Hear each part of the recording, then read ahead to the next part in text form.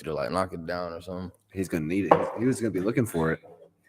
Hey man, you party with those kids, man. It does it to you, bro. Dude, it was a party. It was a That's party. it. Yes, but I mean, it was a fun party. I mean, started with Madden's party, right? Yes. Yeah.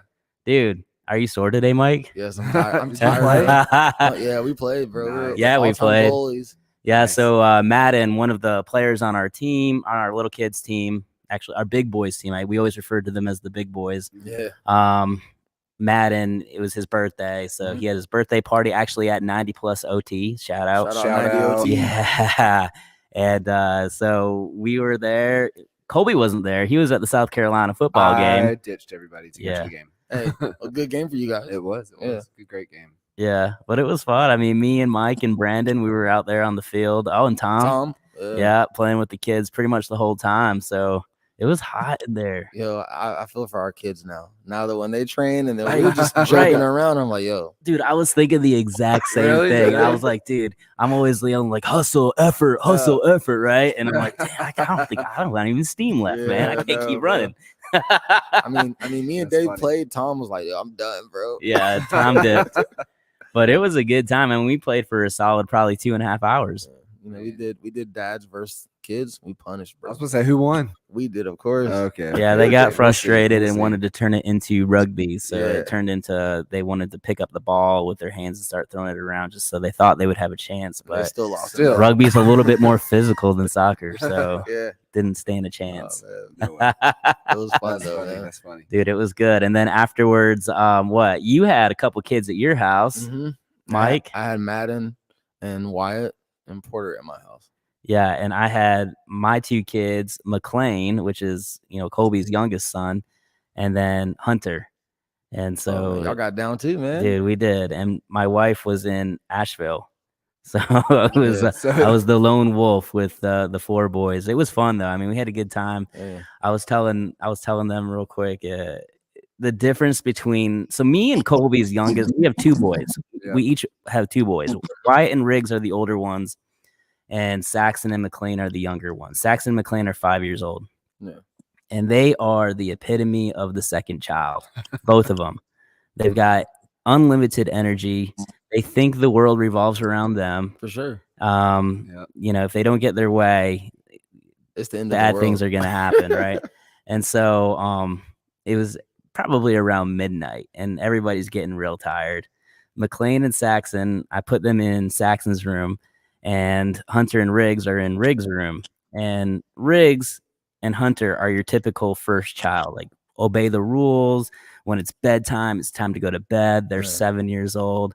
They brush their teeth. They get in bed. So I peek in their room, and the older two are reading bedtime stories to each other. man. I was like, all right, I'll just leave you Gotta two get be. that You guys reading in. get your reading in. And then the younger two, I go in there, and they're literally jumping on the bed, throwing stuff at each other in their underwear. Raging. Not even refused to put pajamas on. It was, dude, it was nuts. But That's- finally, maybe a half hour after that, I peeked back in, and I just let them lay where they laid, right? And Hey, you got to do that, man. yeah, man, it was fun though. We had a good time. Nice. Yeah. So, soccer tomorrow. We've got a big tournament tomorrow. Let's go. Yeah. Yeah, let's go. Let's shout out to 360 Soccer here in Greenville, Mhm. throwing a 5v5 tournament at their brand new facility. So it's a pretty sweet setup they have over there. They've got two 5v5 fields with walls and nets, and then they've got a 7v7 field with walls and nets. And so this is 2016, 2015 bracket, Mhm. and then a 2013, 2014 bracket. So Gonna be a good time. yeah, we're looking Our forward to it. older boys have the 2017s, but they're playing up. Yeah, older boys are 2017s, but they're playing up in the 2016, 2015. So should be a good time, man. It'll We be got fun. the It'll we be got the fun. bracket out, and it looks like it's pretty stacked competition. So it should be Nice. fun. And Nice. Speaking of brackets, we got the bracket for the fall festival Fall tournament. festival. Fall tournament. festival tournament. 2 weeks away. Yep, over at CISA. So that should be fun. Our older boys got the top seed in the bracket, so that's pretty cool. Mm-hmm. Man, it's gonna be nuts, man. Yeah. And then our little U6 team is playing up in the U8 bracket. I can't wait. Never I organized, cannot wait yeah. to see this game. I have to go to one. Yeah, It's weird because we got to change we got to teach them. We've been trying to teach them over the past couple weeks about the rules and differences and everything, because right now they don't play with goalies. Yeah. So they're going to have goalies. Right now they don't have corner kicks. We got to teach them corner kicks. Right now the coaches are allowed to stand on the field and like usher them to the right place, but not anymore. So how did practice go last week? It's getting there. I thought it went pretty good. Yeah. So David and I sometimes he'll be goalie for one team and I'll be goalie for the other team. So that way we're at least not in the field. We're like at least off the field a little bit, but still able to coach. Right. So hopefully this coming week will be, I guess, start to get off of the field even more. Yeah. I guess. I don't know. I mean, just the last week you have to. Yeah. I think we got to teach them somehow. Right. It's also 7v7 and we have 8 players right now. So we only have one sub. We thought we had a 9th, but we're not sure if he's going to be able to play. So it should be interesting. But we're looking forward to it. Lots of soccer coming up in the next couple of weeks that we'll let you guys know what the results are. Oh, yeah. But let's get to today's episode. Today coming in from Charleston, we've got Ezra White. He is super good friends with Juan and Sergio at 90 Plus OT, and that's how we got introduced. So I'm really looking. Juan speaks very highly of this guy, Ezra. We're probably going to make Ezra blush a little bit, the things that Juan says about you. But yeah, man, welcome to the podcast, and thanks for joining us on a Sunday evening. Yeah, thank you guys for having me. Yeah, man. So we'll just start right off from the beginning, man. So we're a youth sports podcast. We like to talk about like your youth sports experience to start the podcast. So tell us a little bit about where you're from, what kind of sports you played growing up, and sibling rivalries. How about we go with that? Yeah, so I'm from Clemson, South Carolina. I started off, I lived in Walhalla, Salem, kind of just local parts around Clemson, just moving around for a bit when I was younger. I've been playing soccer my whole life. I played a little bit of basketball when I was younger. I wasn't the greatest. I'm 5'6", so it was a little bit tough for me. Yeah. But yeah, I started off at Oconee United, which was a local soccer club in Walhalla. And then when I moved to Clemson, I joined CASA. It's CASA Pride now. And I stayed with them my whole youth career. And then I ended up going to College of Charleston to play. That's awesome, dude. So Oconee, they're in our conference. Yeah, We've they're played in our them. bracket. They're in our bracket yeah. coming up. Oh, Yeah. They're a good little club. They got those sweet blue and white jerseys. Yeah, I also said they're blue, I think, right? Yeah. That's gonna be crazy, man. Coming to the big city of Greenville. That's right. So that's cool, man. See, any siblings that kind of pushed you along in soccer, and were your parents big soccer fans? Yeah, so I'm one of 6. Oh, okay. Yeah, so I've got 2 older brothers, an older sister, and then 2 younger sisters. And the only one who played soccer was actually my oldest sister. And she was a good player. She actually taught me how to kick a ball. I used to kick it with my toes when I was younger, and then my sister taught me how to point my toe down, lock my ankle, and kick it with my laces. Oh, that's There awesome. you go. Yeah. Awesome. Yeah, she was a big help to me. And then both of my older brothers, they were football players, wrestlers. So, I mean, it was just So you were used to getting beat up then. Yeah. oh yeah, big. They're big guys as well, over 250 pounds, big. Oh boy, what happened to you? I know. I don't know what happened. I just got the short gene and little gene. So I think Juan was telling me the same thing because Juan's real short. I mean, he's shorter than 5'6". He's got to be like 5'4" or 5'5". And he said that his brother's like 6 foot and like 220 or something like that. It's like, dude, you literally got the short end of the stick on this one. Well, that's cool, man. So, how did you ever play recreation before you started over at Oconee? yeah, I did. Yeah, over in Walhalla for a couple years. Yeah. So talk about that transition from recreational soccer to, the club soccer. Yeah, I mean, club soccer is a lot more organized than recreational soccer. So going from rec where you're probably most likely the best player on the team because you're going to be making the jump to club. When you go to organized club soccer, it's a little bit more challenging. It probably humbles you a little bit as a young guy, but I mean, I think it's good to step up and just climb the ranks as you go through your youth career. Yeah, definitely. And then, at what age did you transfer over to CASA? Because CASA is a pretty competitive club in this upstate area. So talk about that. When did you move over to that? It was around 3rd grade. So I'm not too sure what the age is for third graders. It's Me either. 8 years old. Is that right? yeah. 8, 9 years old. Yeah. That's cool. So at that point, was Casa traveling around just kind of the upstate, or were you guys going to different tournaments around the Southeast even as early as 8, 9 years old? I think it was a little bit more local. I remember going to a couple tournaments up in North Carolina, maybe a couple games in Georgia. It was a little bit different for me. I didn't play soccer on Sundays. And most of the games at that time were on Sundays. And the only team that played Saturday games was a team that was 2 years up. So when I joined CASA, I played 2 years up from the start. Oh, wow. Wow. Yeah, So what did the coaches think about that? I mean, was that a big deal for them? Was that like a decision that they had to sit down and talk about? Yeah. I remember that. I remember the parents, like the coach had to speak with the parents and let them know that they were going to bring in a younger guy, and it was probably going to be tricky, because at that age, 7 compared to a 10-year-old is a pretty big difference in terms of size and maturity.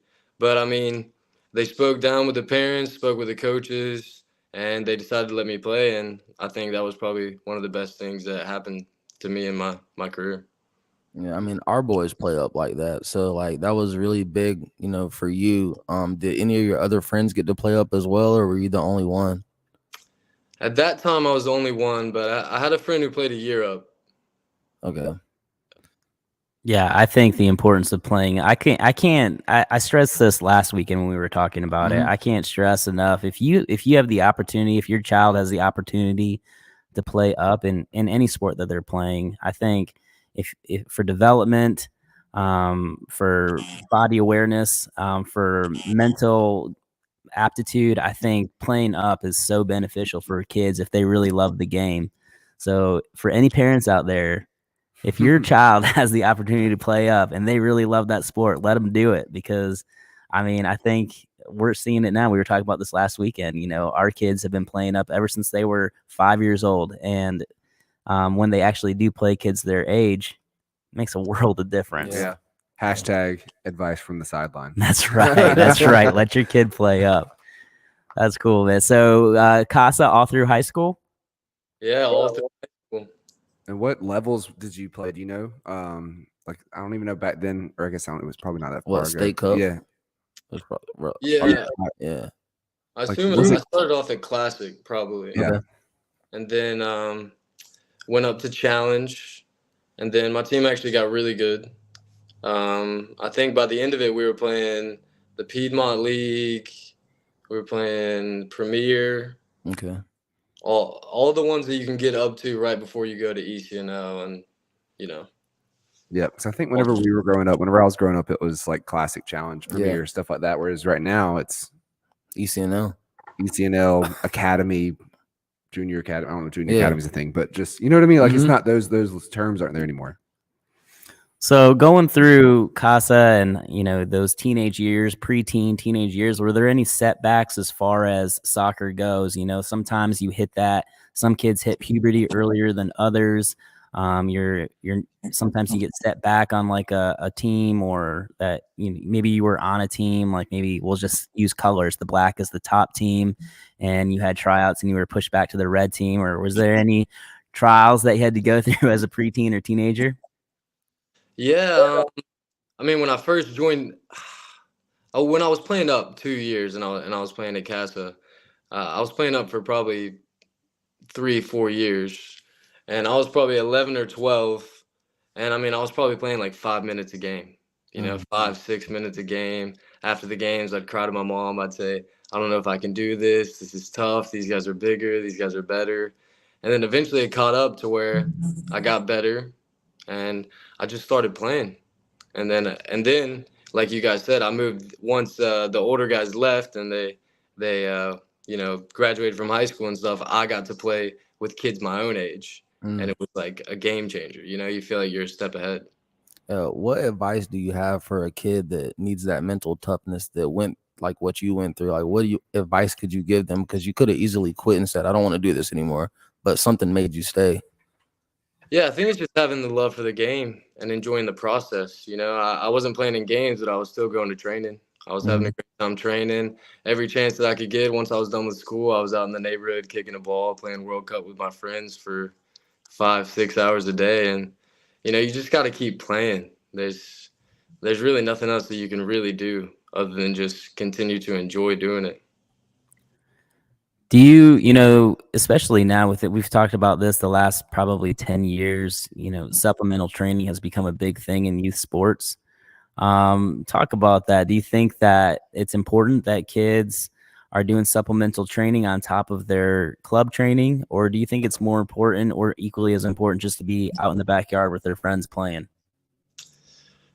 Yeah, I mean, at 90 plus, I help out there, and I train kids there in groups and individual sessions, and I wish that I would have had that when I was younger. I think it's good that kids nowadays, they have opportunities to work with people who know what they're talking about. But at the same time, I think it's equally as important to just go out and play with your friends. Yeah.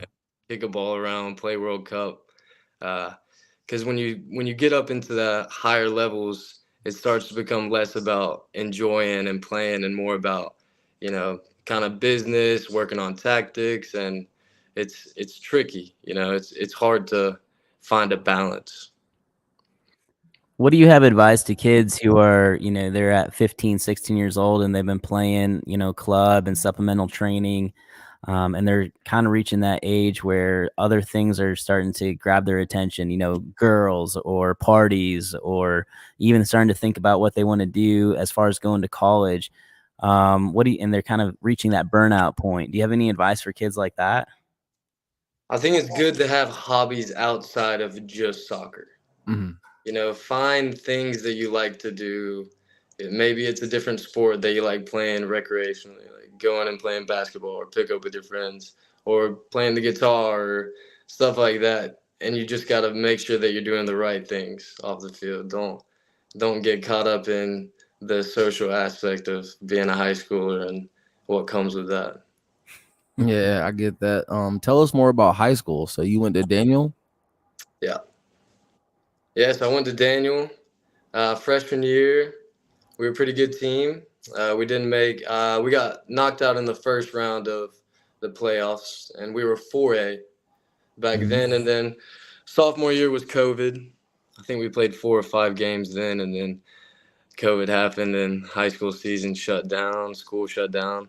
And then junior year, we made it to the state championship finals. We lost to Brooke and Casey. And then senior year, we got a chance to play Brooke and Casey again in the state championship final, and we beat them in the penalty, actually. Tell us about that, man. How was that experience for you? Going through all those trials those years, and then finally getting the dub your last year as a senior. Oh, it was amazing. I think high school soccer is a lot different from club soccer. Mm-hmm. It's kind of a time where you can focus on enjoying playing, and your friends from school get to watch you play. If you play club, you're probably one of the best ones on the team when you're playing on your high school team. It's nice. I mean, I loved playing it. Yeah, I mean, I think it's great. Yeah, I feel like school soccer has like a lot more pride. And it's like you're excited, you want to be proud of your school, or like you want to show your colors. Whereas club soccer is almost like a business. Even like you're trying to get better so that for the next thing, if you want to go play college, then it's the next thing. But like high school soccer is a sense of pride, sense of friends, and having fun. Yeah, because your friends get to come watch you. You got to ask your friends to come to your club game, but your high school game, like they're gonna be there for you. Yeah. Was Thomas your coach or your assistant coach when you were there? Yeah, he was an assistant coach for the last 2 years that I was there. Oh, nice, man. Because we had Thomas on, and he told us about those years, and how you guys grinded really hard, man, and worked hard. So that's great. Yeah, Thomas is a good coach, and now he's the head coach there, and I think he's been there the head coach for 2 or 3 years, and he's got 2 or 3 state championship rings. Man, that's crazy, man. Yeah, dude, he's crushing it. I loved his philosophy. It seems like he was all about really bringing the team together and doing fun things outside of training with the team. Yeah, that's a big thing is team culture. I mean, that's something that we talk about a lot at Charleston for my college team, and it's a big deal. It's not just what you do on the pitch, it's what you do off the pitch. Right. So talk about recruiting, man. So, you get to your junior, senior year, you're playing club, but you're also playing high school. What kind of schools were reaching out to you, and how were they reaching out to you? Was it something that you had to do more self-promotion, or were there coaches actively reaching out to your club coach or your high school coach, a little bit of both? Yeah, I would say that for almost everybody, you probably get recruited solely from club. That's what I would say. And I was a little bit tricky. I was actually verbally committed to a school, to ETSU, Eastern Tennessee State University, when I was a junior. And then the full coaching staff for them, they ended up leaving the school, and the new head coach and their coaching staff, they weren't going to be able to give me the same scholarship that they had offered me before.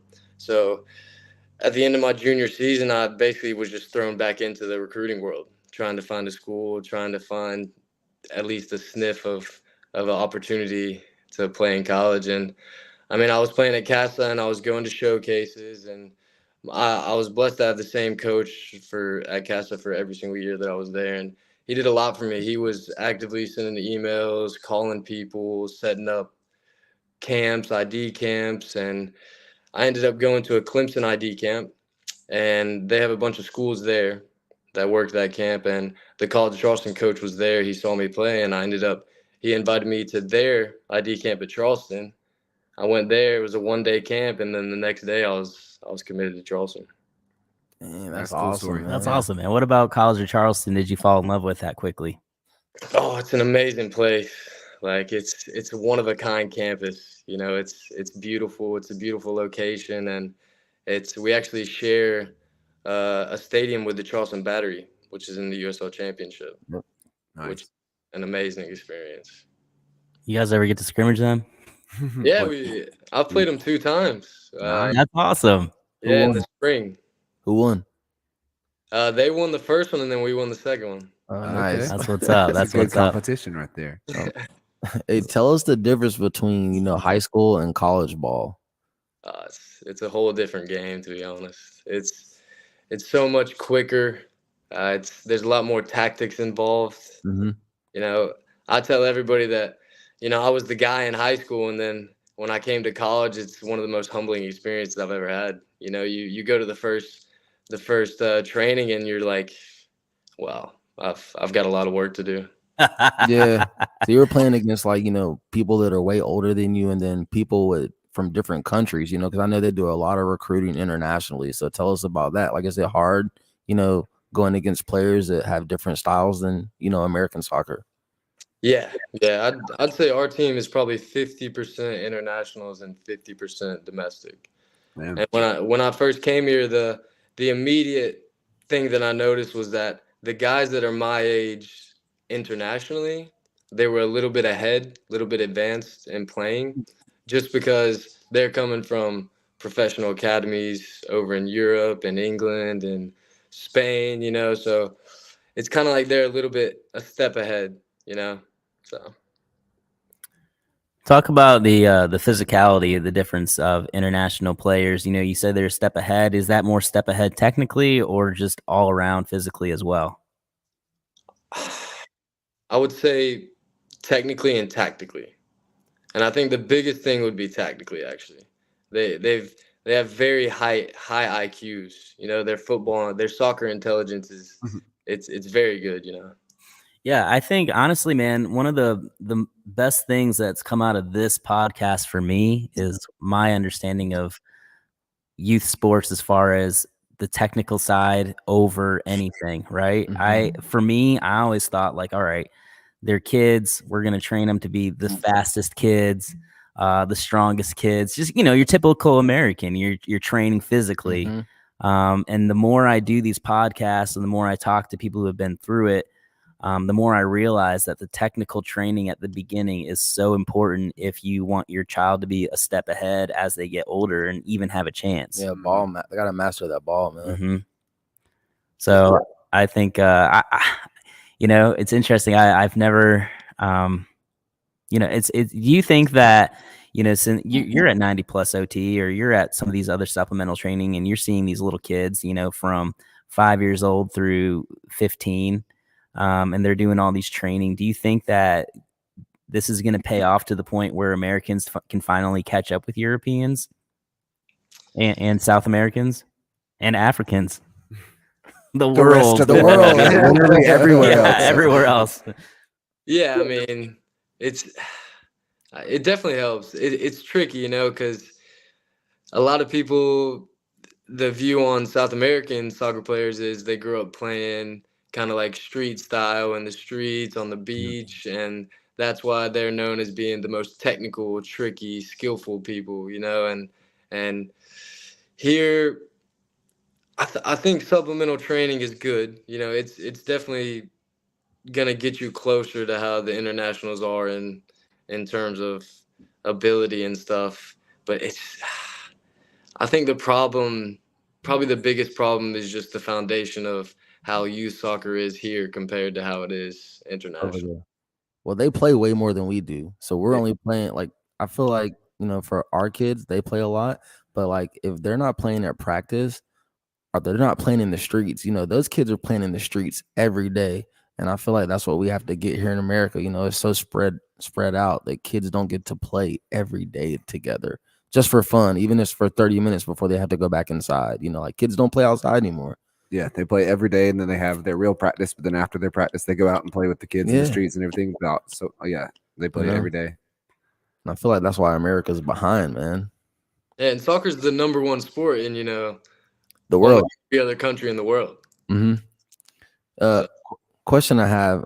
So when the international players come to school, do they treat it like a business? Is it fun? I mean, I know school's fun for them and they're there to get an education, but are they treating this like, I'm not gonna let anybody take my spot? Yeah, I mean, I think everybody comes to college with different viewpoints, about what they want to do, what their overall goal is. And most of the guys who come, they obviously want to play after college. They want to pursue a professional career. And the international guys, I've spoke to a lot of them, a lot of the guys on my team, and the one thing that they do say is that they're surprised with the level here. I think they come in thinking that it's the U.S., it's college soccer. They don't know too much about it before they come here, and they're kind of surprised. They're like, okay, I might have to work a little bit harder than I thought that I had to. Got you. So they came here thinking it was gonna be a piece of cake, kind of. I'm not saying that for every single one, but I Yeah. think a couple of them might think that. I mean, I think that's fair because the U.S. is big compared to like other countries and widespread. Probably And we're not the best soccer, but like whenever you focus in on like there's a college soccer team that's looking for the best of the best all the way. Like I feel like we're pretty good for the good. Like the U.S. players that are good, Yeah. but widespread across the nation, probably not good compared to widespread across other nations. Does that make sense? Yeah. No, David, let's talk about that TikTok you sent us the other day, man. Yeah, I don't even know who that guy was. Do you? Yeah. No, I don't know who that was, man, but he wasn't American. No, he wasn't. It was a European guy talking. I think he was probably on a podcast. It was just a reel of a clip of the podcast, and he was talking about how Christian Pulisic is going to be the best that America will ever have. He's an exception, but other than him, America will never ever catch up to the rest of the world. And he was just going off on it about basically how America's trash. Yeah.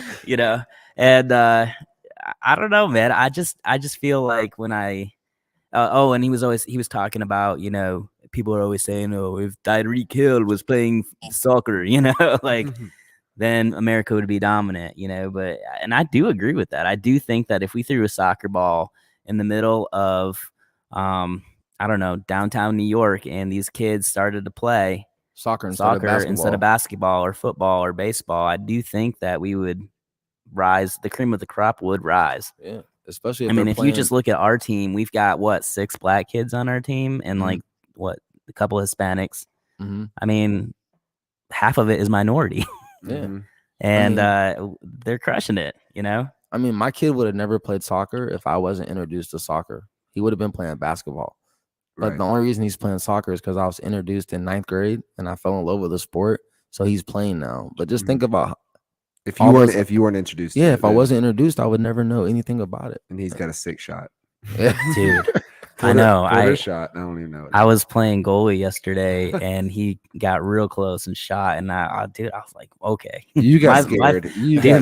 My hands were tingling a little bit after blocking that shot. They would, yeah. Yeah, I mean, he's got a sick shot. Our kids play all the time, man, and they love the game. So I feel like, because we as dads introduced that to them, so that's how they fell in love with it, man. Like, just imagine if that happened all over America.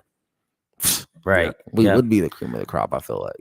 Yeah, we had DJ Moore on, who was an NFL player, and he was talking about that. He was like, "Yeah, man, nobody in the inner city knew what soccer was, but he's like, I guarantee you, if they would have dropped a soccer ball in there and actually had coaches in there or somebody in there teaching us the rules, it's something that he said he would have loved to play, and he would have been an amazing soccer player." Yeah. Yeah, I mean, the guy's like 6'1", maybe 200 pounds. I mean, he would have been incredible. So, anyways, back to Ezra. Sorry. Side tangent right there. So, as far as college or Charleston goes, the American players that are on there, are they mostly from the Southeast, or are they from all over the United States? I'd say it's mostly from the Southeast. We actually have a good bit from around New Jersey and Maryland. And then that's because our assistant coach, he's originally from New Jersey.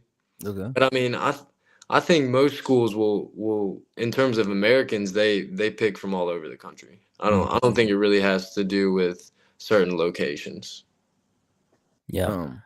So when you were younger, like, what position did you play, like in high school and stuff like that, and versus what you play now in college? Like, did they move you around, or do you play the same position you started at? Yeah, that's a great question. My whole youth career, I was like a striker, winger, attacking midfielder. In high school, I was a attacking midfielder, striker, scoring goals, getting assists. And then when I came to Charleston, I got moved to center defensive mid. And so that was just like, I kind of just got thrown out there, and I was like, okay, I need to learn how to play this position. The coaches think that this position suits me, and I just had to work on it, and it was tough. But what do you think the coaches seen in you for you to be a CDM? I think they saw my work ethic.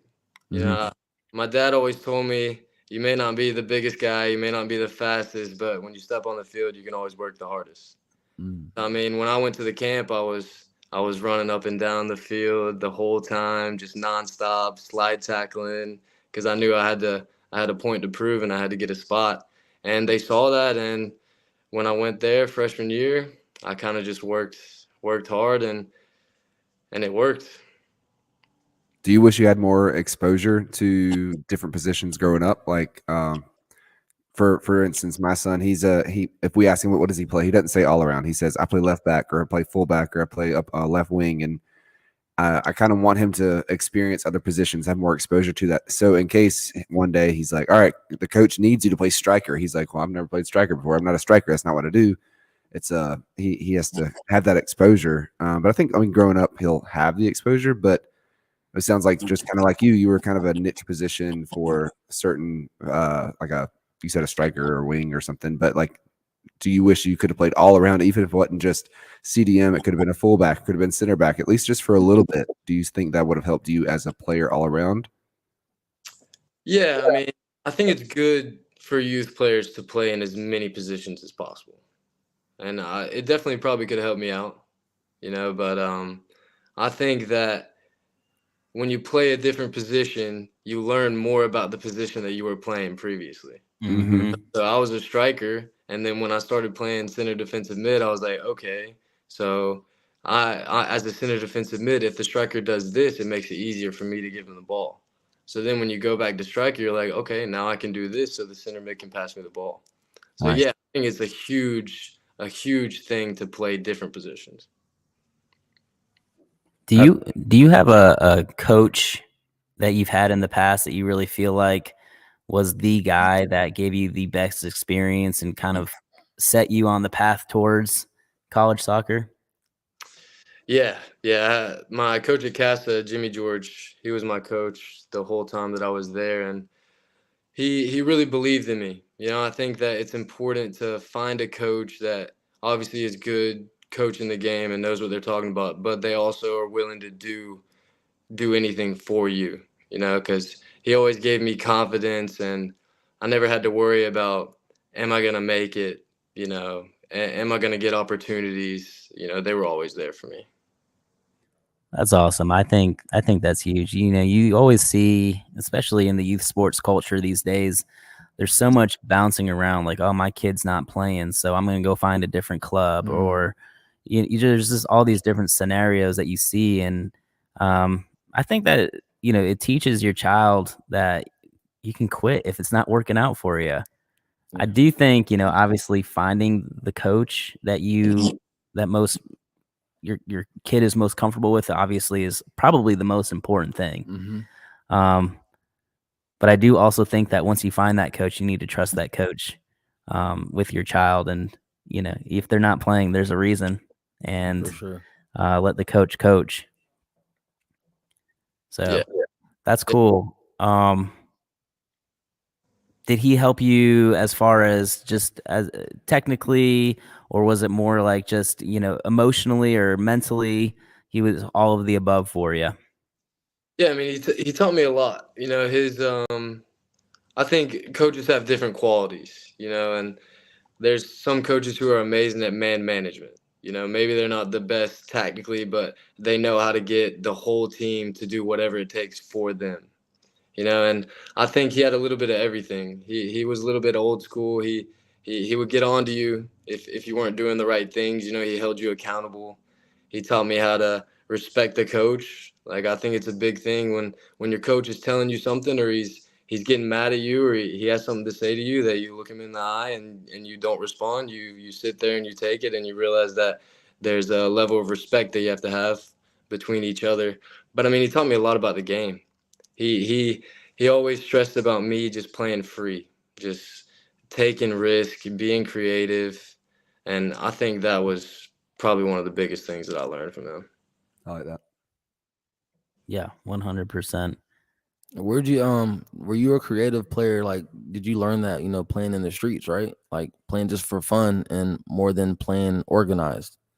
Yeah, I think you get a little bit of flair from just playing around with your friends. Like playing World Cup, I was trying skills that you can't even do with cones. You know, it just comes to you. You play so much that you just learn how to get out of tight situations when it's you versus 6 guys.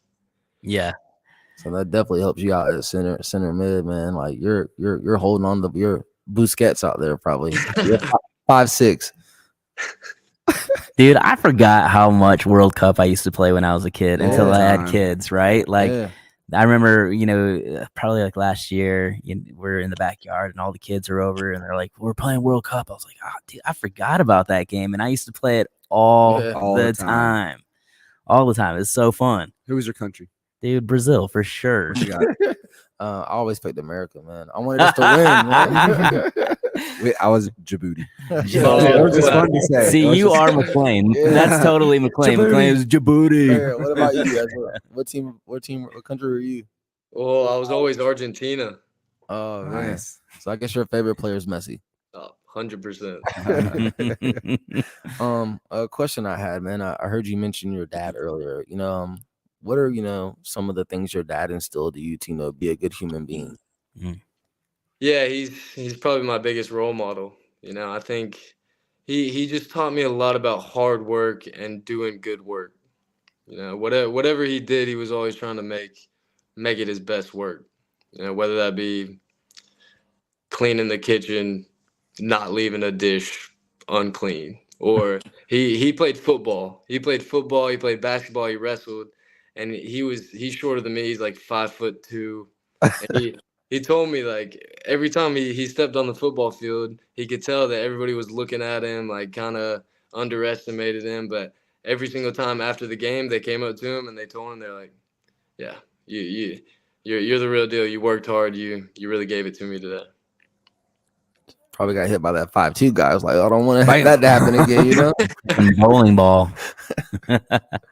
Yeah, I think it's never underestimated the power that dads have in children's lives. And what was I was watching something the other day. I can't remember what it was, but it's just one of those things where it just instilled. It's like, having a mom is great, having a dad is great, having a mom and dad is even better, right? And there's so many different things that kids learn from their parents, and I think one of the best things that a dad can teach is grit and hard work and effort, and modeling what a good human should look like. Yeah, for sure. Because and also discipline. I can get behind some discipline. I really think dad's role is to make sure that they instill some discipline, not physically discipline. We're not hitting kids or anything like that, but discipline as far as these are the rules and I'm the boss. I really feel like that's important for a dad to instill that. Yeah, I mean, family is massive. Even like when I got to college, it was the first time that I was really away from my family, and it makes you appreciate them a whole lot more. Like, definitely. Think about the teenage years, and like, man, I wish I would have, talked to my dad a little bit more. Maybe I shouldn't have responded like that, For sure. Yeah, definitely. I think being away from family does that. I also think having your own family really does that. I don't think I really understood everything my parents did for me until I had kids. Yeah, for and sure. then once I had 100%. kids, I was like, oh man, I should probably call my mom and dad a lot more. Yeah, exactly. So I have probably even a better relationship with them now than I did in my 20s. I think your 20s, you're kind of stepping away and you're learning who you are, and then you kind of make that full circle back once you have a family. Like, dang, man, my parents were right. Like they were. Yeah. Ezra, man, question. So I know you're in your senior year. What are you studying? Yeah, so I'm in my junior year right now. I've got one more year. Okay.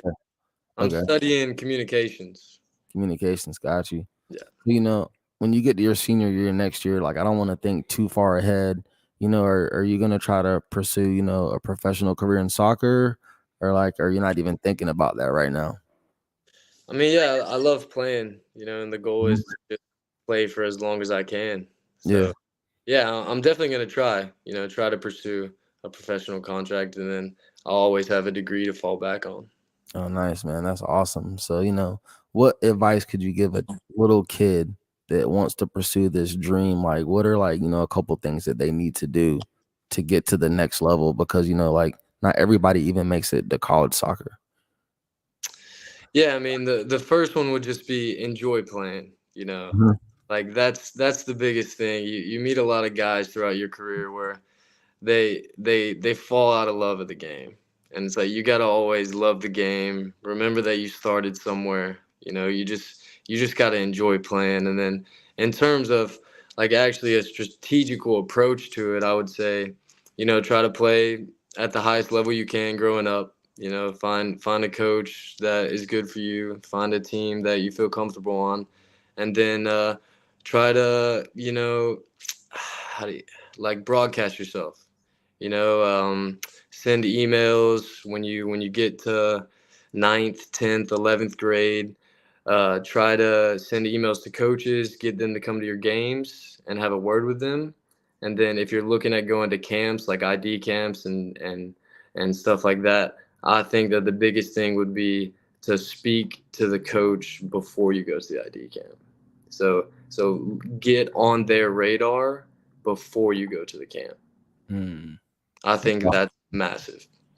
I was going to ask, you kind of answered it, but do's and don'ts for, I guess, freshmen and sophomores that are trying to be recruited. So you kind of answered some do's. What are some don'ts? What should they not do?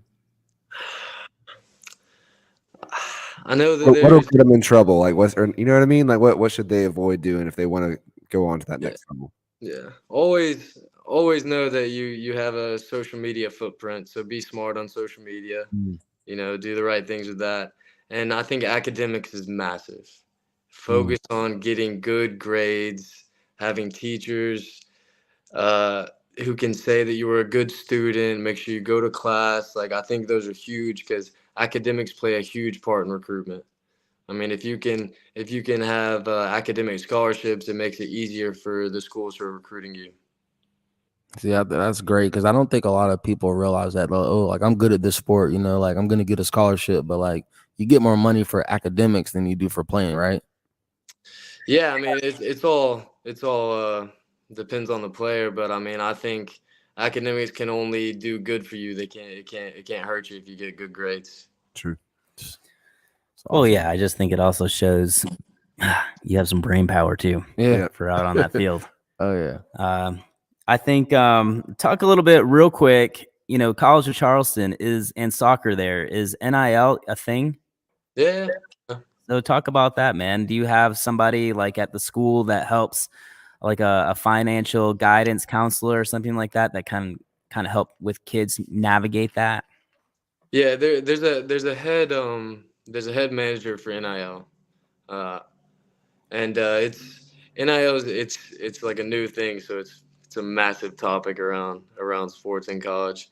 Mhm. And I mean, I've had a couple opportunities to where I've gone and spoke to kids in a classroom and received benefits from it. Or I know some guys who get liquid IVs and stuff like that, and you just have to go through the NIL people at the college to make sure that you're doing everything the right way, because the NCAA has a bunch of eligibility requirements and rules. So you have to be smart about it. But there's a plethora of opportunities for NIL. Talk about obviously College of Charleston's a little bit of a smaller school, but let's just say you were playing at Clemson or South Carolina. Obviously, maybe like football players are going to get much better NIL deals than a soccer player. You know, they're pretty much football over anything. Maybe basketball is right up there as well. Baseball, probably. But other sports, they're kind of on the lower end of the totem pole when it comes to NIL. Does that play into how are athletes, like soccer athletes, feel about that, I guess? It's Or yeah. they're just like, that's just how it is. Yeah, I mean, in terms of me, I don't really think about that stuff too much, but I know that, I mean, it probably has to do with something with revenue. Football it's the biggest sport in college for the U.S., so they're obviously going to have a big fan base and have more opportunities to get deals and stuff. But I mean, I'm not too sure about. I don't really have too much of an opinion on NILs in the comparison to football and basketball and them. No, I understand. Have you ever thought about being a kicker? I don't know. That might be plan C for me. I'm really shocked how many people don't do that. I feel like that would be such these soccer players. I mean, we could nail these field goals. I'm just surprised that there's not more people that go after that job. Yeah, I mean, it's smart. I know there was a guy who was playing at Notre Dame a couple years ago, and now I think he's kicking in the NFL. Oh wow, that's crazy. Yeah, I keep looking up because I am watching the Lions football game right now. I'm a Lions fan, and our kicker, he was a soccer player, and I believe he got cut. I'm not sure if he was playing in the MLS or not. I can't remember his full story, but anyways, he ended up at the CFL and then got pulled up randomly because someone got injured, and now he's one of the top kickers in the NFL. That's crazy. Yeah. Kicking wasn't even on his radar 2 years ago. Let's go soccer. That's what I'm saying. I'm just surprised more soccer players aren't looking at that avenue. But anyways, you guys want to get to some rapid fire questions? Yeah, let's do it. All right, let's do it. These are just when we ask you random questions. They could be anything. You just spit an answer right back. Sounds good. I'll go first. When you go home, what's the first meal you want to eat? Country fried steak. Nice. Gravy on there? Yeah, white gravy. White gravy? Homemade from a restaurant? What you thinking? Homemade from my granny. All right. What's up? All right. What gives you energy every day? You get coffee, tea, energy drink? Just I'm a huge coffee guy. Whole milk latte, at least 3 of them every day. nice. All right. I love coffee. If you could be recruited, if you could play anywhere in the MLS, what would be the one city you'd really love to live in? Love to live in. I'll say Nashville. Okay. Oh, yeah, I could get behind that. Yeah. Nice. Okay, man. I ask a lot of people this question. Give me your top 5 aside team. You know. Right. I'm going Messi, Okay. Zidane, Oh wow. Verratti, Okay. and then Van Dijk and Sergio Ramos. Oh nice. I like that. Solid group. That's a solid group for That's real. some different names than we've heard. Yeah, so that's yeah, good. I like for it. I like sure. it. All right, so you can go anywhere to go play soccer. Not in the U.S. What country would you go to go play soccer for a year? Italy. Italy. You Italian? No, but I love how Italians play soccer. Oh, Yeah. okay, got you. Physical. Yeah. I just had a question and then it escaped me. Oh yeah, if you could play any other sport other than soccer in college, what sport would you have loved to play? Basketball. Good, like it. All right, question. Who's your favorite basketball player? This is supposed to be rapid fire. I'm not doing good. It's all good, man. This is what it's for. The Japanese basketball player, the little guy that's The plays on the Nuggets, right? Or Minnesota? Yeah. I keep seeing these videos of him doing cool assists on TikTok. Oh, yeah. I've seen him. He's short too, dude. Yeah. I can't remember his name either. It starts with the Y, doesn't it? Yeah. I just don't want to butcher it on here and be wrong. You know? We'll call you out next week. Nah, can't do it. All right. What is one piece of advice for parents to young athletes, but it's for the parents to be supportive? Yeah, I think it's to be the biggest supporter. You know, I think it can be tough. Sometimes parents, they want to get really, really involved with their kids. But I think the biggest thing is that you got to make sure that they're enjoying it and they're having a good time, especially when they're younger. 100%. I think that is a good place to end it. What do y'all think? Yeah. You guys got anything else to say? Mike, got anything else? Oh man, just give us your social media so that people know where to find you. And then are you guys in the tournament for College of Charleston? Are you guys going to the tournament? Yeah, so we're playing at Elon on Thursday against Hofstra in the quarterfinal. Oh, nice. Is that going to be a tough one? Yeah, it'll be a tough game. I'm looking for it. It's the first time that I've been in the CAA playoffs since I've been here. Oh, awesome. Dude, I hope you guys crush it. When is that again? It's this Thursday. Thursday. All right. Nice. All right, give us cool. your social media so that people know where to reach you. Instagram is Ezra MW. I think. I'm not too sure. I'm not huge on social media. We might have to correct that, but Nah, that's good. We'll tag you in the post. Yeah, we'll tag you. All right, man. Well, anyways, like I said, we really appreciate you coming on, spending your Sunday evening with us. I know you've got a lot going on. You just got back from Philadelphia, so get some sleep. I know you've got a busy week coming up. Get that rest for the tournament. yeah, I appreciate it. Thank you guys for having me. For coming on. All man. right, brother. Thank you so much. Yep, take care. All right, bye.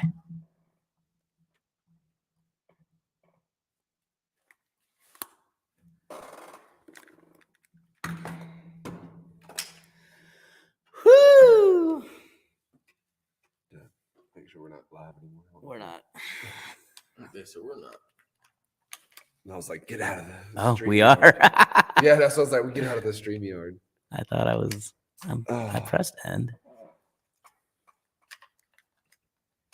There we go.